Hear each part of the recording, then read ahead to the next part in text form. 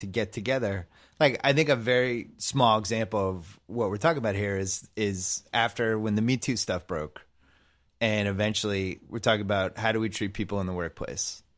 And Bob Iger, Zuckerberg, all these different people, they formed that, I forget what the committee was called, but there was like 20 of them, and it was 20 of the most powerful people we have in America. And they were like, we're going to start a dialogue about this. Let's try to fix this. What's crazy to me is those same people haven't decided to get together and mobilize behind this Infocalypse. Infocalypse. It almost sounds a little dirty. So because this is, I think we're going to remember this decade. It's 2018. We got 2 years left, then we go in the 2020s. I think we're going to remember this decade for social media and fake news. And those will be the two things that stand out when we're like, oh, what was that decade about? And it was like, that was the decade when social media became out of control. And when we lost our minds, and when it became possible to make up something about anybody. Like, I look at, you've been writing about a little bit about one of the Parkland high school kids, David Hogg. Yeah. That's his name. Is it Hogg or Fogg? Hogg. Yeah. David Hogg. And anytime this happens, I go to the Reddit conspiracy page. Right. I don't take it seriously. I'm always kind of interested to see what people are flipping out about. I have some JFK assassination conspiracy theories, so I always go in there to see if they're talking about that. And they're adamant that this was some paid child actor pretending to be a Parkland high school student. And now Reddit has to keep taking it down. They have to put something at the top of the conspiracy page.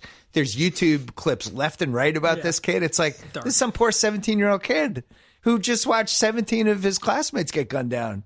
And this is how we're spending our time. I don't know. I just think we're in a dark place. It is. It's super dark. I mean, there's, I think too that, you know, this sort of conspiracy stuff that you find yourself interested in, JFK, like that stuff has taken such a dark turn with the internet. And it's sort of, I wrote about this after the Boston Marathon bombing and all that stuff that was happening on the Reddit, you know, Find Boston Bombers conspiracy page. And which by the way, they claimed to find the guy and it wasn't the person. And it's just this huge, like, it was on the front page of a New York tabloid, their, you know, botched investigation. And I really thought a lot then about the rise of internet vigilante detectives. And it's just sort of, it's become this thing that I guess people feel like they've been trained on so much access to information for the last, I don't know, decade. And there's sort of this expectation now, and it keeps getting more and more intense of, I need to have all the information right now. It's like with the Devin Nunes congressional memo thing that happened for a while. It's like this idea that, like, no, even classified information, I deserve to have, you know, access to that. And that combined with sort of the communities that you can build around anything on the internet and sort of the unmoderated nature of it, it just creates this like really dark, weird situation where people are just like, if it doesn't make sense to me, then there's something wrong with it, and I can find 20 people and we're just going to go nuts on it. Well, I always feel like there's an art form to it to some degree. I hate to use the word art, but where you take something that there's a seed of doubt and you just blow it out. And I always felt like 9/11 was the sea change moment for that. When people were like, you know, you have hundreds of witnesses and it's broadcast live on TV, a plane going in a building. And then you have people like, no, the plane didn't go in the building. Yeah. It's like, what? The plane went in the building. There was people underneath it who watched the plane go into the building. There's videos from all different places. But I think it's gotten weirder and weirder and weirder. And yet at the same time, you mentioned how people feel entitled to have this information. I felt that way when Trump didn't release all the JFK stuff. Yeah. There was that last group of files that it was like, all right, these are the good ones. These are going to be the ones that prove. I've always thought the CIA was involved with killing him. I think there's a shitload of evidence that says that they were. And it was like, here we go. And then Trump, for one of the rare times in his presidency, actually kind of backed down and didn't do it. But I get it. I get the feeling of being entitled to get information. But it seems like this loud minority / I'm involved with all these other people who see something that I see, and let's all get together and we'll go get this person or we'll go get the truth. It's getting scarier. And I like the internet vigilante thing. It's good. Yeah. Have you written? You should coin that one. I wrote something, in like, I think 2013 but it's gotten so much worse, and you see it in this like really web vigilantes. Yeah. You see it in these weird ways too, like that are productive. Like, I don't know if you saw the Netflix documentary, The Keepers, which is this like came out over the summer. It sounds familiar. And it's these women from like Baltimore outside of Maryland who there's like a Catholic high school priest scandal. And like these 45-year-old women basically like start a Facebook group that's like, we want, justice for this thing. We want to, and found all these different survivors, and basically like, this documentary crew followed them. But it's the same sort of like, the great thing about the internet is it's this like value neutral thing. Like, people are always now on like, oh, the internet's bad or the internet's good. And it's just like, no, I mean, you can track down, old cold cases of, rampant child molestation in a school, or, you can call the Parkland teens crisis actors. It's all depending on how you use it. But the one constant is that we're getting more sophisticated at constructing these narratives and making them more appealing to more people. I don't want to embarrass him, but Tate's in a group, this group that believes that Coach K fakes his injuries when the team isn't that good. No, I started the group. You started the group. I didn't want to out you as starting it, but he started it. And Coach K deep fakes. It's in the deep web for Reddit. We have all types of videos. All types of videos of like him claiming to have a back injury, but he's playing golf that same week. And all dubbed over audio. It's amazing. Oh man, this is your loose change. The Parkland thing, which you wrote about recently. Yeah. That was one. Every time there's a school shooting and then conspiracies start after, I always think about like, what if my kid was at that school and my kid got gunned down or shot, and I'm searching for information 3 days later and I'm completely traumatized, and then I find this place where people are telling me either A, it didn't happen, or B, one of my daughter's friends was a crisis actor, and I can't even imagine the pain that would be. And we don't seem to be governing that, and we don't seem to really care. Yeah. And I don't know how you govern it. I don't know how you govern it either, but I mean, I think so what I wrote about with the Parkland teens, and I think this is like sort of the hopeful element of all of this, is that, so I write a lot about like what I'm loosely call the pro-Trump media, which is like, it includes a lot of the conspiracy actors, but it's people who are just like unabashedly pushing the Trump agenda. Everything is good, and trying to basically turn everything on the internet into a culture war.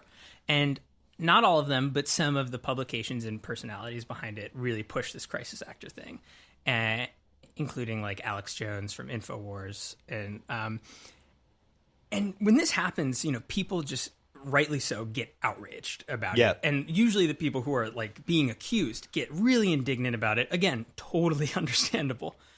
And these teens were just like, yeah, screw you. Like, and just like the term that people use on, like, just dunking on them on Twitter, and just sort of like, like quote retweeting their stuff and just like adding some like sick teen burn, just sort of like.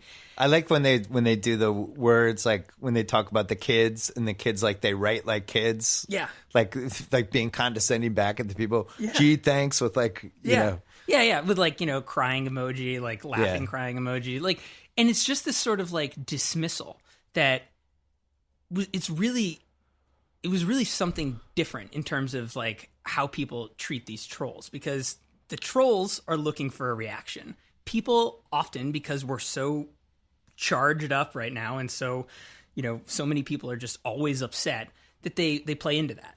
They quote unquote feed the trolls. And these kids were just sort of like, they stripped it of all of its power. They were just like there's one girl who, when they were saying like, oh, there's 10 crisis actors or whatever, and she's like, thanks for pointing out all my doppelgangers. I've always wanted to go to a party with 10 people that look like me. Right. And just like LOL. And like these conspiracy theorist guys, these shock jocks, whatever, like they don't know how to handle that. It's a combination of trolling and sarcasm. I liked what that was a really good angle. I'm the king of angles. I respect the great angles.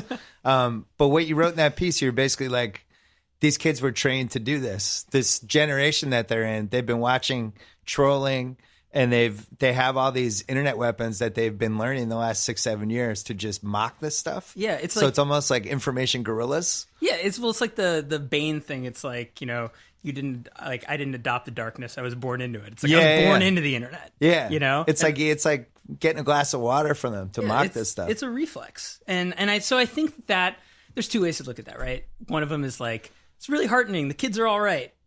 The other is sort of like, the kids are like born with information warfare in their DNA. Like, God help us. But, like it's like some of those people are going to use their powers. Yeah, and not the Parkland people, but other kids who grew up the same way. 10 years from now, who knows? Yeah, and I think like we just don't know how any of this is going to play out. But like that right there, that whole, what happened at Parkland and in the week after, like, it's sort of a preview of how the internet has really, this is just what I think about all day. It's just like, what is this? How is this weird social experiment that we've been on for 20 years? Like, how is this affecting us in every, well, look what happened with the NRA though. Like all these advertisers that pulled out, including a couple that have sponsored this podcast. And it happened because of the pressure that was started by the Parkland kids. And I think when all of this was going on, we were hoping that at some point somebody was going to use a real tragedy like this as a platform to try to change some things about the country that aren't good.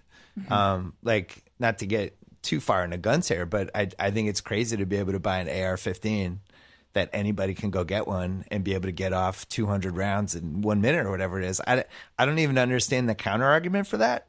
I get the whole point of arming yourself and guns, and that's a whole different debate. I just don't understand why somebody needs 200 rounds of anything. That's not like fighting a war for us. But the way they were able to really, really push and fight back was inspiring. And I think we'd kind of been waiting for somebody to do this. And now we have this march on March 24th. And my fear is that this eventually dies down and then it goes to something else. On the other hand, Emma Gonzalez has like 1.2 million Twitter followers now. And she probably had, 40 a month and a half ago? So something's happening. Well, this speaks to what we were just talking about with the teens. Like, if you... I'm not trying to bring Logan or Jake Paul into this really, but like... Oh, I want to do that later. So sure. Yeah, I'm ready to have that talk. But in terms of, understanding how to make things go viral, like understanding that culture, living in it, growing up, having that be like the main thing that you consume for entertainment, those, like... The problem has always been post these shootings, these things, is like you said, it just dies out after a couple of days. We just have to move on because that's the way that news and whatever, our psyches, whatever, how it happens. But that's what going viral, like what these kids, they know how to keep something going, how to keep it alive, how to just keep it in front of our faces. And that's, that's the real testament. That's the thing that it's harder for people who grew up with a different type of media and news cycle. It's hard for them to keep up with that. It's hard for them to know how to make it fresh and new every day. But like these kids, and I'm sure, I know that we, like BuzzFeed reported that a lot of organizations have like kind of glommed onto them, sort of been like, hey, how can we, help you guys out?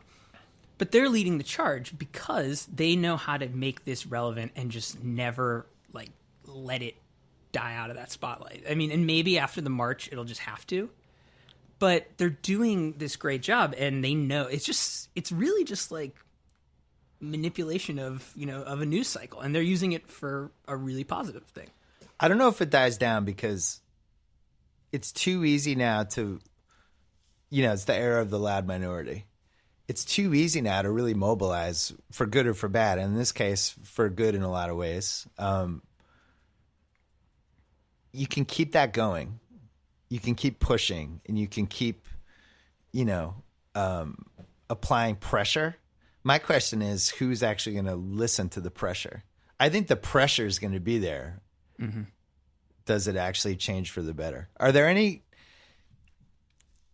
not to get too weird, but are there any conspiracies out there that you actually find yourself going, I can see a little bit of that one because, like, for me, I see what's going on with the coverage of the Vegas shooting,